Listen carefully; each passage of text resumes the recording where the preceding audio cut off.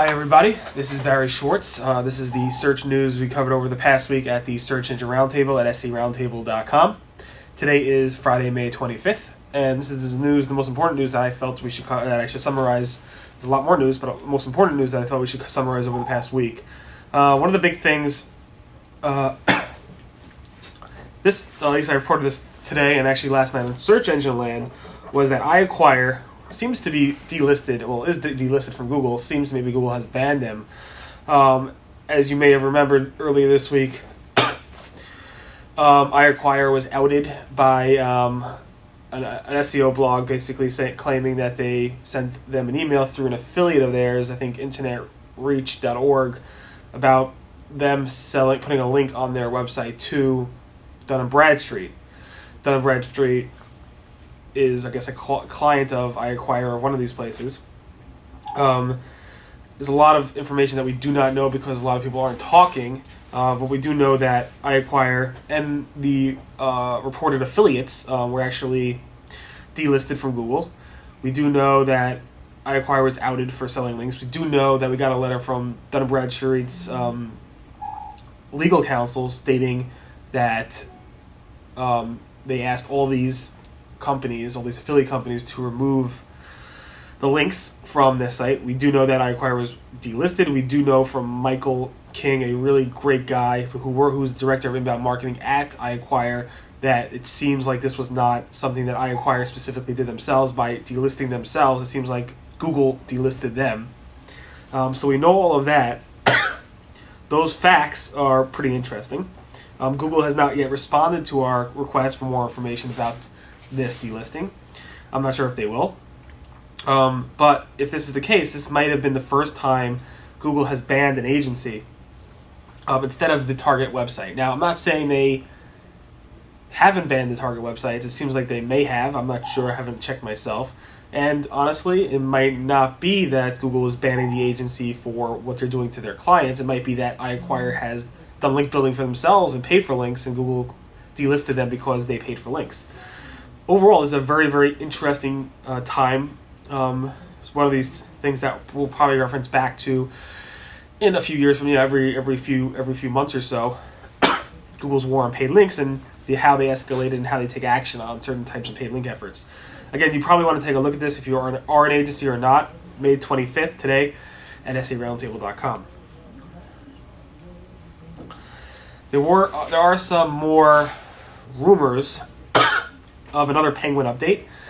So far, Google has released Penguin several weeks ago actually, which hurt a lot of websites and also reportedly made the search results a lot better. That being said, we reported two possible Penguin updates before. Google said they were not Penguin or Panda updates, although the forums did seem to imply that. And now Tedster, Webmaster and World Administrator, is actually saying that he believes that maybe a Penguin update actually happened last night or recently.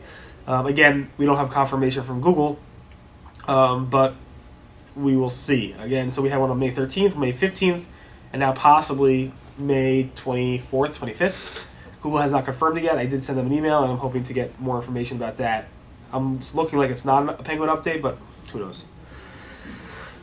Another fun topic. A lot of people with the whole negative SEO and the whole Penguin update and all the link stuff going on, especially in the recent times, a lot of webmasters want to wait in Google Webmaster Tools to block or tell Google, these links I don't vouch for, I don't want these links to hurt me, to impact my rankings positively or negatively. They basically want to wait to communicate to Google that they don't trust these links that are reporting Google Webmaster Tools.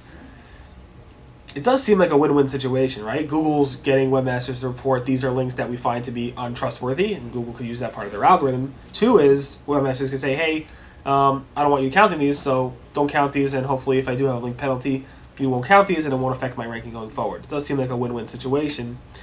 But is it really? Obviously, one is people could reverse engineer that. Two is, the main thing is, Google is the big winner out of this, I think. Google, they implemented this, I'm surprised they haven't yet. They will get all these people sending them all this data about websites they find to be untrustworthy because it's affecting their rankings, or possibly perceived to be affecting their rankings. That's the interesting part. And I'm surprised Google hasn't implemented this yet. It would be basically a way for Google to mass automate the the ability for webmasters, outside of what they're doing already with spam reporting and stuff, but doing it in a way that will encourage webmasters to report spam at a higher rate than ever before. I'm surprised they haven't done this yet.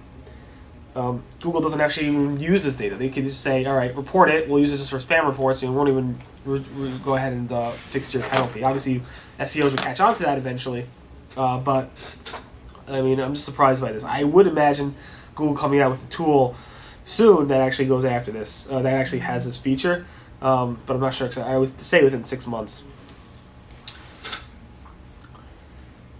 Talking about reporting spam,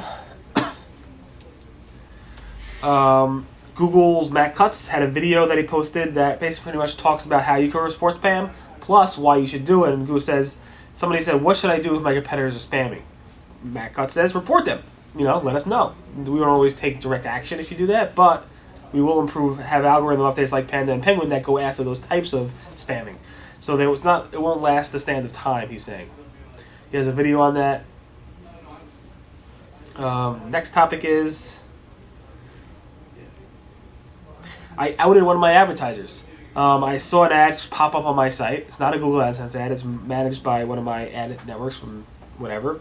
And the ad read, anti-penguin link building. In fact, they spell penguin Pinguin, which is supposed to be spelled Pen, not Pin. Anyway, it's a very cute ad. I find the ad to be very, very interesting and very, very cool.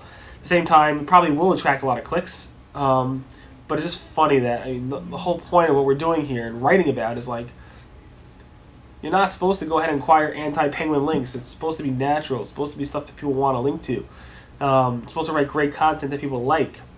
That being said, this is the case we're in right now. We have a post about it on May 23rd.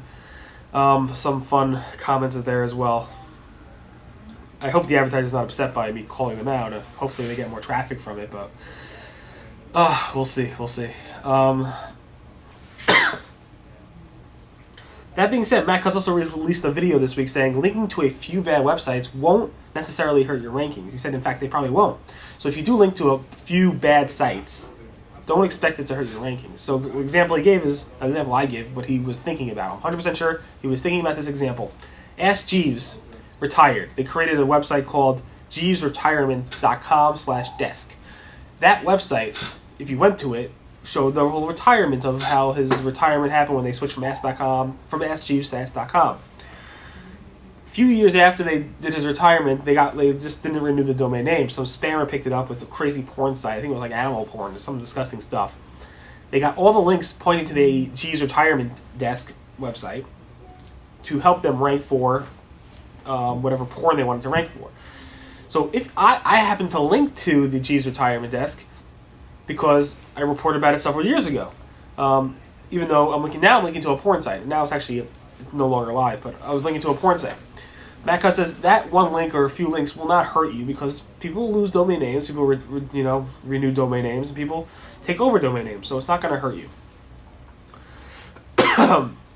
I didn't know this, but supposedly if you are a agency, Google will possibly, if you're managing accounts for third parties, like you're an agency doing AdWords campaigns for your clients, Google has a policy of auditing your account.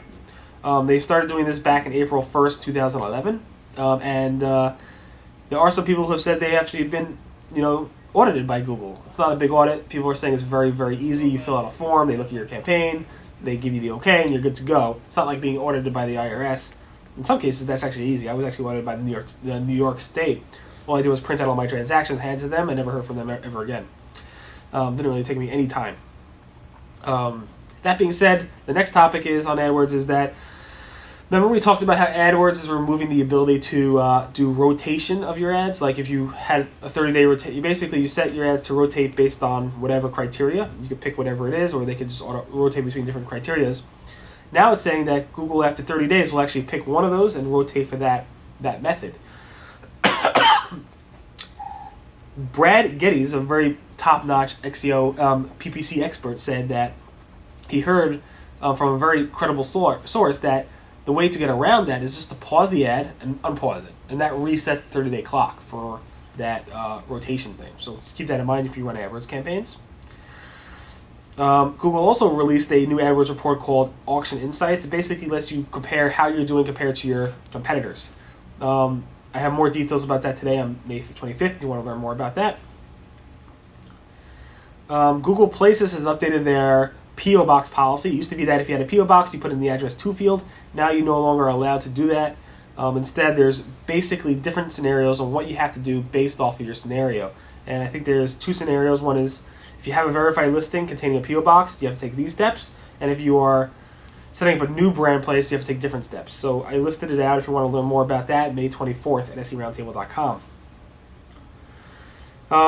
I'm moving my company in about a month from now. Our lease is over here. We've been here for like 10 years. We're busting out. We keep knocking down walls and busting out of here. So we found the largest space just down the road, about 5 minutes. But I want to learn how do I go ahead and update my profiles, like Google Places and stuff like that, and what's the best way of doing it. And Google says if you want to move your business, the best thing to do is to close your business on Google Maps and then open up a new listing. One is you lose all your reviews. It looks like your business is closed, which it hasn't, just moved. So it's pretty upsetting. So what I'm actually going to do is just try editing the listing and see what happens. I'm not going to do that until a few weeks after I move. I'm going to try to update all the pages that have all my addresses and update all that information and see what happens. Google said they are working on a We've Moved status feature, but that's not out yet, and they have no ETA on when that's coming. Google AdSense has removed the scrolling feature where they had the arrows on the ads to let you scroll through different ads. They had that for several years now, I think since August 2008, and now it's gone. Google hasn't confirmed anything or said why, but it's gone. Yahoo launched a new browser. It's called Yahoo Axis. It basically looks at browsing the internet slightly differently, or a lot differently. Search is built into it. It has different ways of actually... The browser is really built around search. Plus, it lets you actually sync up your browser to your last state based on your desktop versus your iPad, your iPhone. You can install an extension of Firefox, Chrome, IE that lets you add the Yahoo Access extension to it so that the last place you left off, if you want to go to your iPhone and pick up from there, you can use the Yahoo Access app to actually continue your searches or your browsing. And this is pretty cute. SEOs and Googlers, Aaron Wall basically went ahead and made Lego characters out of a bunch of SEOs and Googlers, including Matt Kotz, myself, and a bunch of other people. I'll show you some pictures, but definitely take a look at SEObook.com/images/Lego. And finally, there was a really cool logo. I'm going to try to cover logos less, but there's a really cool logo this week, interactive logo for the Moog synthesizer by Bob Moog. Basically, it was a form of Google logo, but it was interactive. You actually could play the Moog synthesizer right there. Record yourself, share it with your friends on Google Plus, or sending a link to them. It was some really cool mashup. Some guy actually playing this unbelievable song on it. You could just Google Moog synthesizer on YouTube. Well, YouTube it, I guess.